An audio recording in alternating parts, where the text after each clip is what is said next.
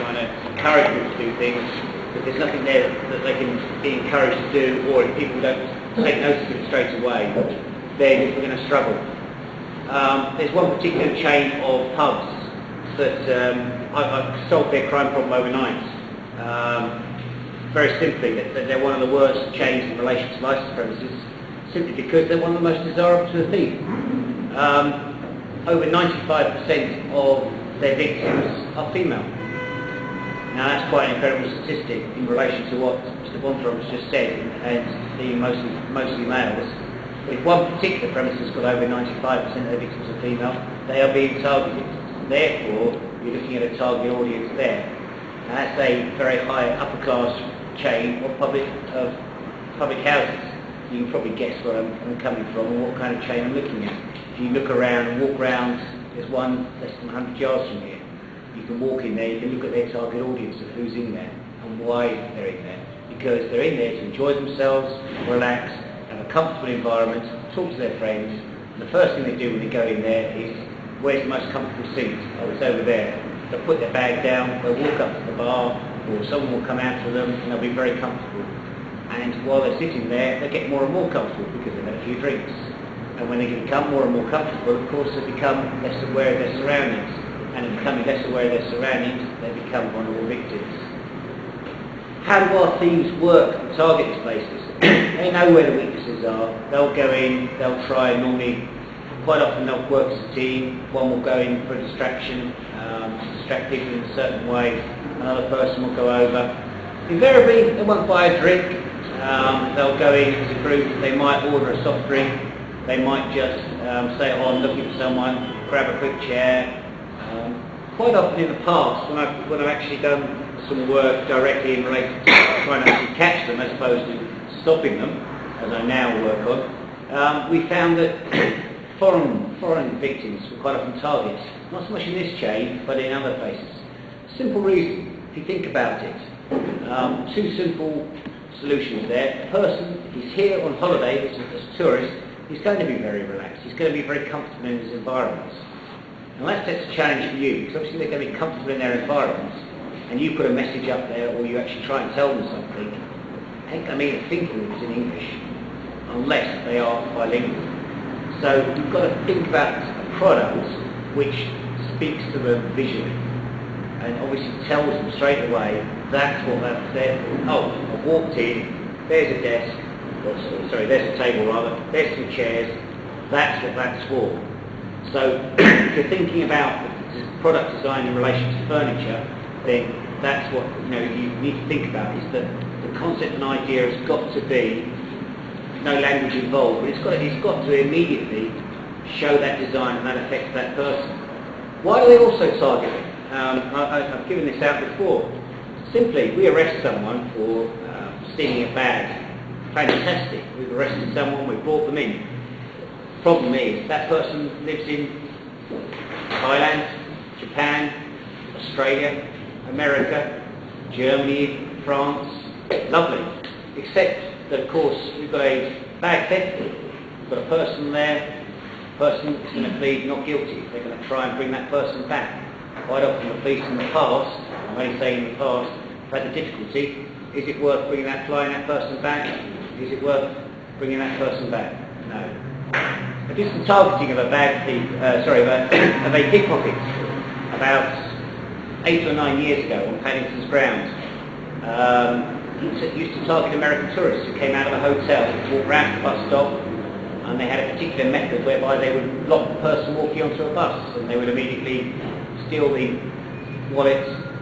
They had particular methods of getting rid of it, which were quite successful and quite extraordinary, including passing the wallet on from one person to the next person, being deposited down drains, all sorts of other things which they come and collect later.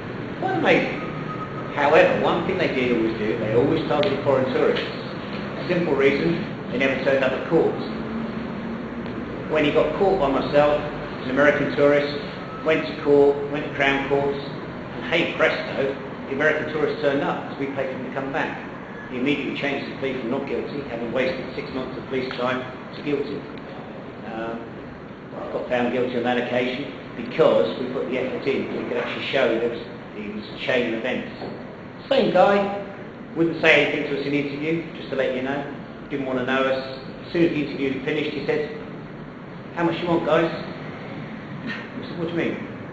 400, 500 pounds?" We didn't pay us straight away. He said, "Drop the charges, forget about it. I'll make that money tomorrow. I'll give it to you then."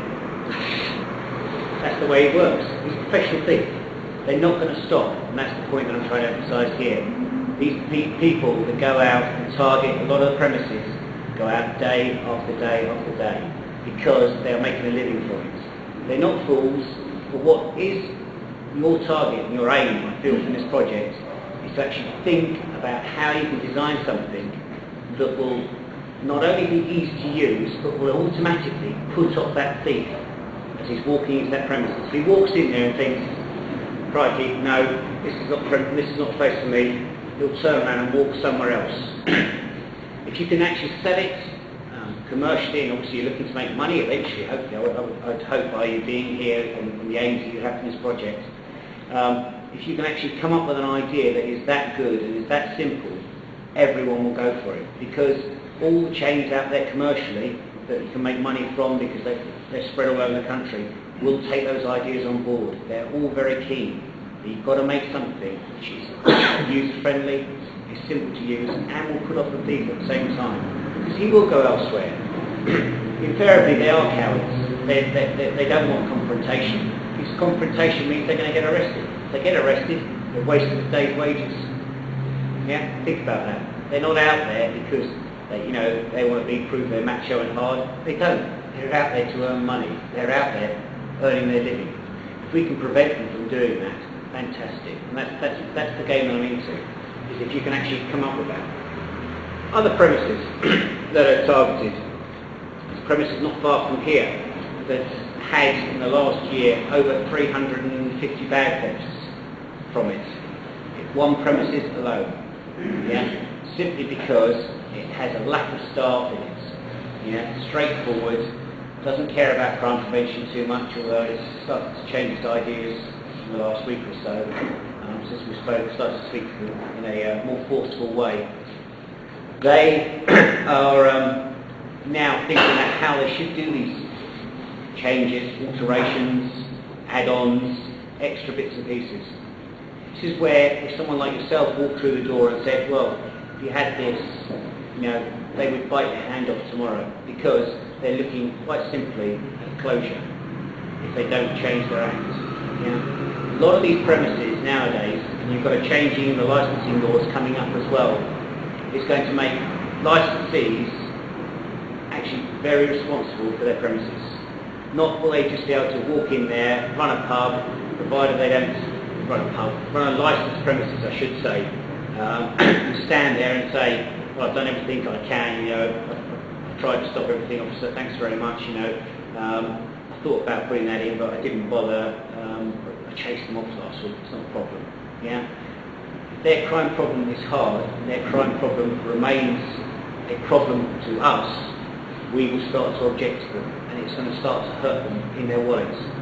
Because what will in effect happen is they will end up very shortly, in the next year or two, with having what we call almost like criminal convictions against them, but it'll be licensing convictions technically, whereby they won't be able to hold the license anymore. They've lost their income. So therefore, if you can walk into them with something which is going to actually help them find something that's going to be simple enough, they again, as I said, will bite your hand off because they are desperate to employ things which are useful.